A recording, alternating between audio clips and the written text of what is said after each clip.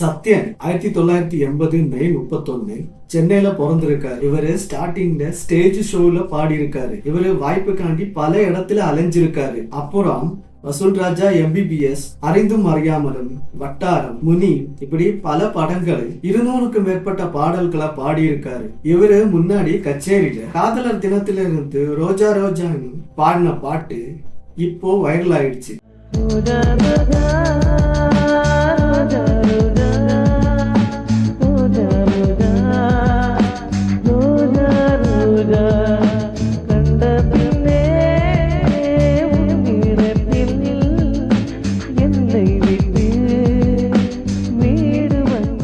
இந்த பாட்டை உன்னி கிருஷ்ணன் பாடினதை விட இவரு ரொம்ப அருமையா பாடியிருக்காரு. இதுல என்ன ஒரு மன வருத்தம்னா, கொரோனாவுக்கு அப்புறம் இவருக்கு எந்த மியூசிக் டைரக்டரும் வாய்ப்பு கொடுக்கல.